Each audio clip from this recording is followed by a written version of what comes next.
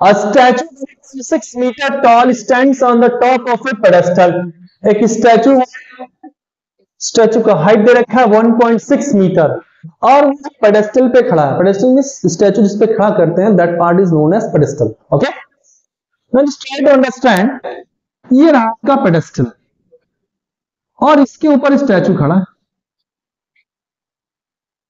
From a point on the ground the angle of elevation of the top of the statue is. मैंने जमीन पे point ले लिया, suppose यहां मैंने पॉइंट लिया. Clear? The angle of elevation of the top of the statue, statue का top मतलब स्टैचू के ऊपर, यहां से इस पॉइंट को ज्वाइन करते हैं. It means this angle is 60 degree. And from the same point the angle of elevation of the top of the pedestal. और इसी पॉइंट से पेडेस्टल ये है जहां पे मूर्ति खड़ी है, जहां पे स्टैचू को रखा गया है, उसका टॉप, पेडेस्टल का टॉप, इस पॉइंट को मिलाया गया तो एंगल ये दे रखा है 45 degree. Find the height of the pedestal. Means आपसे ये हाइट निकालने के लिए पूछ रहा है. इसको मैंने मान लिया x. पॉइंट का लेबलिंग कर देते A, B, C and let the height of the pedestal. मैंने बाकी क्वेश्चन में ये सब पार्ट लिखा नहीं, नेट वगैरह, ठीक है, लेकिन जहां पे यूज करना होगा अगर एक्स मानो तो लिखना जरूर. क्लियर है? क्योंकि ये सब स्टेप्स मार्किंग में सीबीएसई मार्क्स कट करते हैं, तो ये सब बात का ध्यान रखना. फाइनल आंसर भी जरूर लिखना है. अगर एक्स माना है तो एक्स किसको माना है वो भी लिखना है. Okay, let the height of pedestal be x metre. तो सबसे पहले हम लोग क्या करते हैं, इस ट्रायंगल में काम करते हैं. In triangle B C D, इस बार साफ लिखते हैं भाई, this is in triangle B C D. ठीक है, अब समझा रहे ना, कभी वैसा ही है. चलो, in triangle B C D. अगर इस ट्रायंगल को सेपरेटली बना लेते हैं फिर से, this is your B, this is your C, this is your D, और ये है एक्स, और ये एंगल कितना है 45. तो अब हमको पार्ट निकालना है. ध्यान से देखो, तो कौन सा ट्रिग्नोमेट्रिक फंक्शन लगाएंगे जो परपेंडिकुलर और बेस का रिलेशन देता है 10. क्या यूज करेंगे?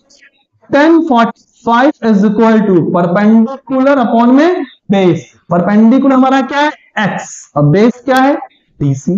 10 45 की वैल्यू 1 होती है, अब इक्वल टू x अपॉन में dc. dc is equal to कितना हो जाएगा x. इट मींस ये वाला वैल्यू भी कितना आया x. इट मींस ये वैल्यू भी कितना आया. क्लियर? अब देखो नेक्स्ट पार्ट. अब हम इस पूरे ट्रायंगल को काउंट कर लेते. क्लियर? अच्छा, क्वेश्चन में क्या दे रखा है, height of the statue. Height of the statue means ये वाला पार्ट दे रखा है आपका 1.6 मीटर. अब समझिए ध्यान से, अगर बात करते हैं बड़े वाले ट्रायंगल की, मींस यहां पे D, यहां पर C और यहां पर A, ये एंगल कितना दे रखा है 60. क्लियर है? और बेस हम लोगों ने निकाला है कितना x.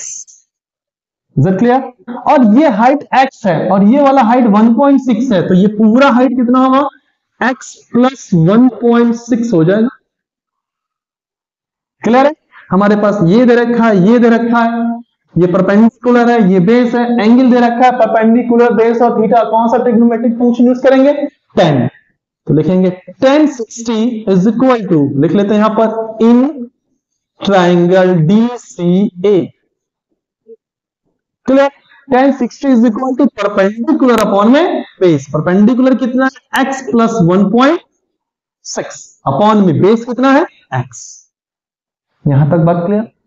10 60 की वैल्यू हो जाएगी √3 is equal to x plus 1.6 upon में x. इसको इधर लेंगे. अब यहां पे सिंप्लीफाई थोड़ा सावधानी से करना. ये हो जाएगा x √3 is equal to x plus 1.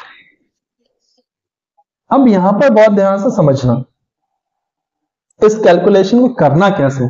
आप इस x को उठाकर इधर ले आओ. ये हो जाएगा x √3 minus x is equal to 1.6. इस x और x को कॉमन लो, क्या बचेगा √3 माइनस 1 इज इक्वल टू 1.6. तो x की वैल्यू कितनी हो जाएगी 1.6 अपॉन में ये पूरी वैल्यू नीचे आ जाएगा, ये हो जाएगा √3 माइनस 1। लेकिन आंसर कभी भी आप डिनोमिनेटर में आंसर आपका रूट के फॉर्म में नहीं होना चाहिए, तो हम इसको एक्सप्रेस करेंगे तो इसी के कॉन्जुगेट से मल्टीप्लाई कर देंगे।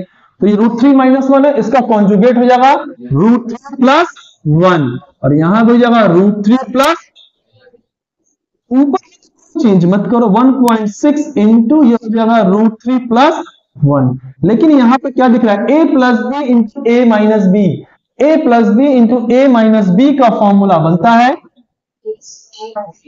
a स्क्वायर माइनस, तो यहां पे हम देखो √3 माइनस में 3 प्लस 1 तो क्या बनेगा √3 का स्क्वायर माइनस 1 का स्क्वायर, √3 का स्क्वायर 3, 1 का स्क्वायर 1, तो 3 माइनस 1 2। इसका मतलब इस नीचे वाले वैल्यू को हम सॉल्व करके क्या लिख सकते हैं 2, कट कर देंगे 0.8 टाइम्स ये आपकी वैल्यू कट हो जाएगा, this will be 0.8 in bracket √3 plus 1।